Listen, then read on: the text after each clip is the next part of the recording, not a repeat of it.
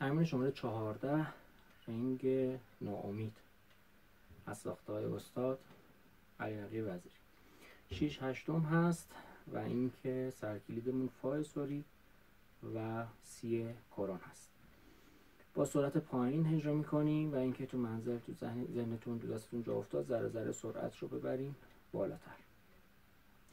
از فا شروع میشه فا ره فا سول لا سی لا سول فا سول لا سول فا می فا ره دو ره می سول فا ره فا سول لا سی لا ره دو لا سی لا ره دو سی لا سول فا سول می فا ره فا سول لا سی لا سول لا فا سول فا سول می فا فا ره لا سی لا سول لا فا سول فا سول می فا فا ره لا فا سول می فا ره. با سرعت پایین میریم 1 2 3 4 5 6 فا ره آکسان میزنیم فا ره فا سول لا سی لا سول فا سول فا می فا ره میشه فا ره دو ره می سول فا دو فا ره فا سول لا سی لا ره دو سی لا سول فا سول می فا ره فا سول لا سی لا سول فا سول فا سول می فا فا ره لا سی لا سول فا سول فا سول می فا ره. ادامه همون آرشر حتما بریم. یعنی فا سکوت ره ادامهش لا فا سول می فا ره. پوزیشن چهارم هستیم. سی انگشت اول، دو ره انگشت سوم، ره می ره دو سی لا. بریم رو سیم بالایی. سی دو ره می ره دو سی لا.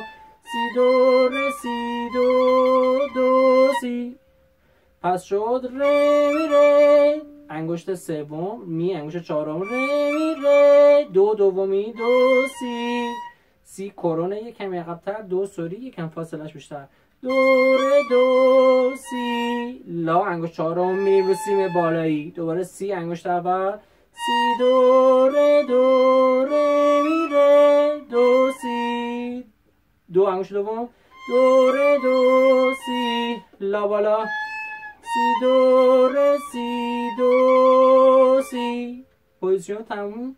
سی دو به کار، سی لا سول لا سی لا سول فا سول لا سی لا سی لا سول لا سی لا سول فا سول لا سول فا.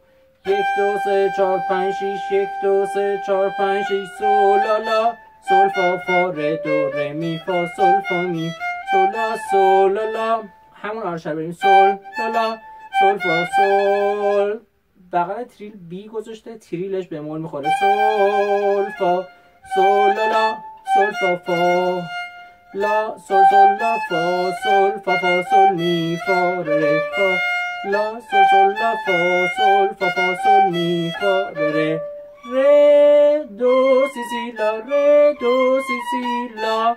سولو خارج میشیم. فا ره فا سی لا دو سی میشه 1 2 3 4 5 6 دو سی لا سی دو ره دو سی دو لا.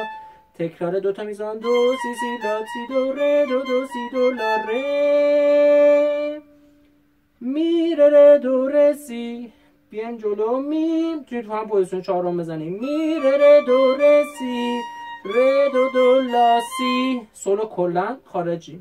پس می انگشت چهارم، یعنی سی انگشت اول، دو ره می ره دو ره سی لا سی سول لا سول فا سول می فا می. دوباره اینجا رو میزنیم. می ره دو ره سی ره دو لا سی. سولو خارج شیم. سول سی مزخم لا سول فا سول می فا. امیدوارم که تونسته باشیم خدمت و کمک کوچیکی به شما از این کرده باشیم. هدف همین هست و واقعا هیچ گونه خدای نکرده ادعایی هیچ وقت پشت این فیلم وجود نداشته. اگر که سوالی ایرادی بود با شماره تلفنی اول ویدیو یا با موبایل خودم 912 228 61 97 تماس بگیرید. با کمال میل در خدمت شما خواهم بود.